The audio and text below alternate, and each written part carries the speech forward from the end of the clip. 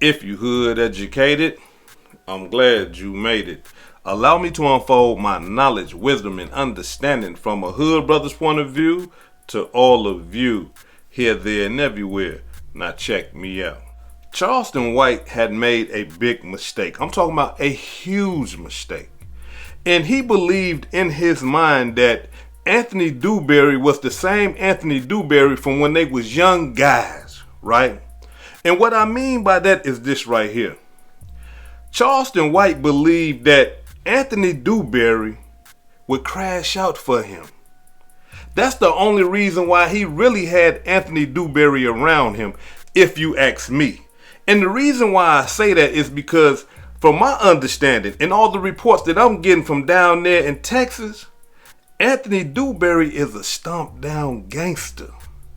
But not just a stumped down gangster. He got some pimping in his blood. He got some hustling in his blood. But at the end of the day, people down there in Texas understood that Anthony Dewberry would shoot, stab, fight, scratch, spit, wrestle, whatever you want to do. He was one of them type of guys, stumped down in the streets.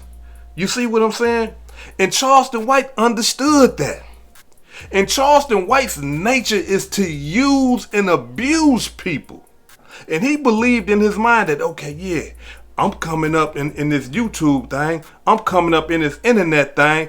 I need a stump down gangster to be on my side so everybody in Texas will know, hey man, he got Anthony Dewberry with him. You see, because Charleston White is not that. He doesn't have the pedigree of an Anthony Dewberry. He doesn't have the street reputation, the street credibility of an Anthony Dewberry.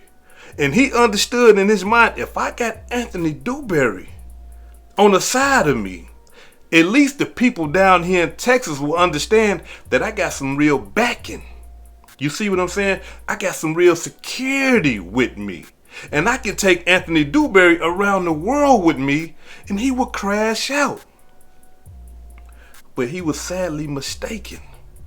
Because, probably if Charleston White, started to come up in their 20s or something like that, yeah, Anthony Dewberry would have crashed out for him, no questions asked. You're young and you're dumb. But now we're dealing with a full-grown man here. He's not a kid no more. And of course, Charleston White is his partner, so of course he gonna have his back, but not on no dumb shit. Excuse my language. You see what I'm saying? Like he's not finna just go crash out just because you out here doing all this crazy stuff and you want this man right here to put his life on the line and go back to the penitentiary after he done did 1,000 years already over some crap that you be starting. Check it out.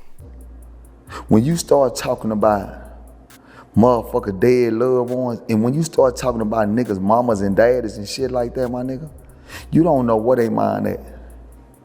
You don't know what these people mind at, boss. Remember, it's always a monkey in a tree. And it's always a nigga trying to get a strike.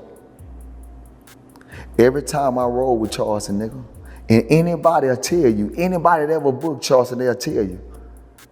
When I'm in that room, nigga, I'm sitting way to the back and I'm watching everything. Nigga, I ain't got no time to walk around, get no fucking phone numbers, nigga. I'm with a motherfucking time bomb. Nigga, we don't know when this shit gonna explode. Nigga, I'm watching anybody eyesight.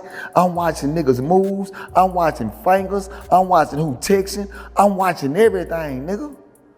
I know who I'm with. This nigga done dissed everybody in the world.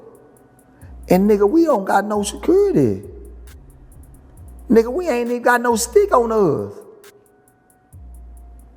Nigga, and I don't play like that. And I know that my life is in danger, my nigga. I know my life is in danger.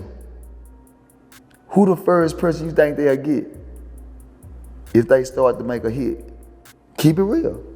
It's gonna be Dewberry. It's gonna be Dewberry. Cause Dewberry got the name. He got the street name. Legendary nigga. Shit, we gonna go ahead and get him first. Come on, my guy. I know this shit. So every time I move with Charleston, I'm moving that, bro, we gotta make it home, my nigga. Every time I went to the airport with him, guess what? He got into it with somebody. And I'm like, Charleston, no, baby, chill. Fuck these nigga bitch. I said, At the airport? At every man down at every. Is this with normal people or? Normal people, boss. Normal motherfuckers. But is it people messing with? No, man. Sometimes people just be want to get a picture. Sometimes people just, and they be like, man, fuck them bitches, them bitch ass nigga get. I'm like, God damn, my nigga, chill. I don't think Dewberry lying, y'all. I think he telling the honest to God truth. Because it makes sense. Listen, if Charleston White is running around here disrespecting everybody and their mama and their loved ones, and ain't never been in no real streets, Dewberry been in them streets.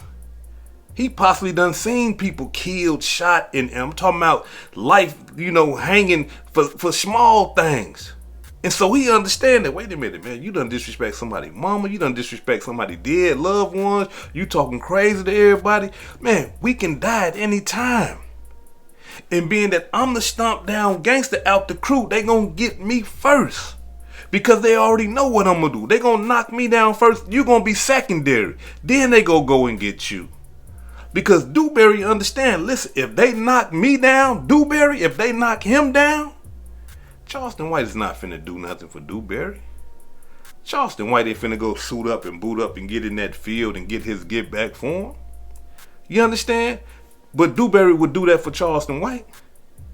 You see, somebody did something to Charleston White, being that he come from that background and he ain't going to no police or none of that. Hey man, he got to go get in that field for his boy. Charleston White gonna try to go call the police and make a statement, make a complaint, a criminal complaint against somebody. You see what I'm saying? That's if he can do that. So when Dewberry is spitting what he's spitting on that Say Cheese interview, I would advise y'all, go over there to Say Cheese and check that interview out. The man speaking straight facts.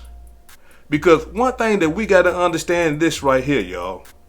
When Anthony Dewberry said whenever he goes somewhere, he's sitting in the back watching everything, I can identify with that.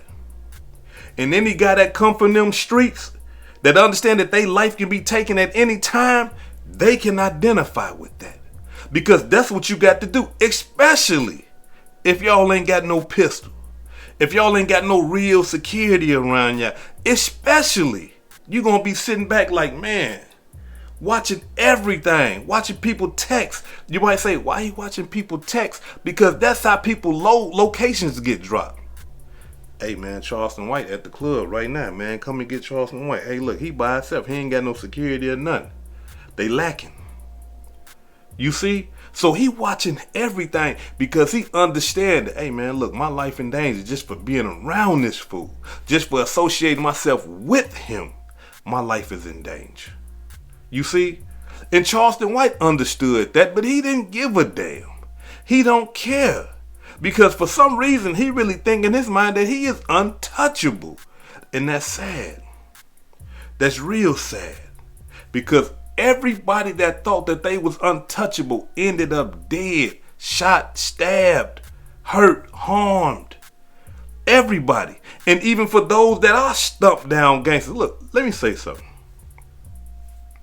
I want everybody that come from that lifestyle, think about the most dangerous gangster that you come up knowing about. I'm talking about the one that was terrorizing the whole community.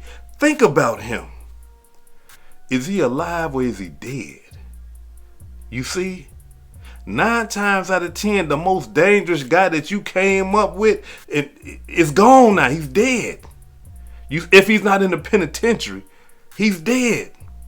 So that should tell all of us that, look, it doesn't matter how tough you are. It doesn't matter how many bodies you got up under your belt. It doesn't matter how many people you done shot at, how you tote that pistol, how you shoot that pistol. It don't matter.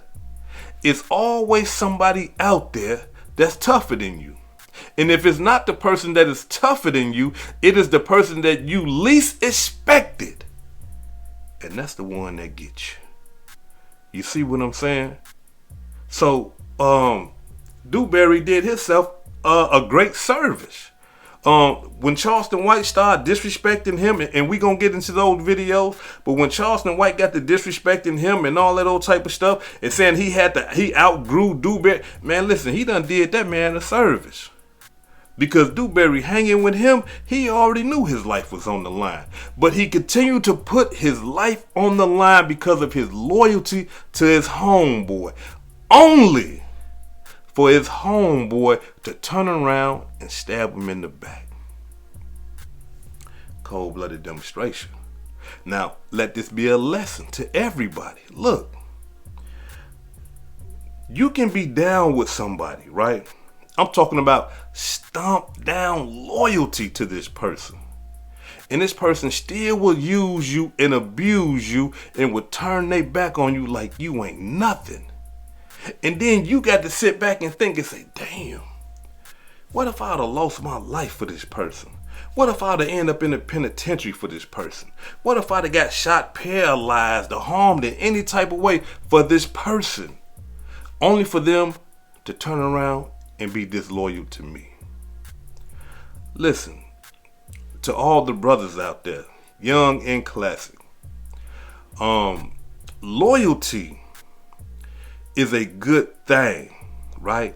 Especially when you being loyal to somebody and they being loyal to you, that is a good thing. That's a good dynamic. But you gotta understand something, and listen to me close. There is a very thin line between loyalty and stupidity. So you must ask yourself, which one are you participating in? Is your loyalty really being met with loyalty? Or is your loyalty being misused and you the stupid one? Think about it. This is Hood Educated, not Lame Related. Peace and love, and y'all take care of yourself out there. If I said anything that caused you to think, hit that like button and subscribe to the channel if you're not subscribed already. And if you're feeling generous, please make a small donation to the channel. Peace and love.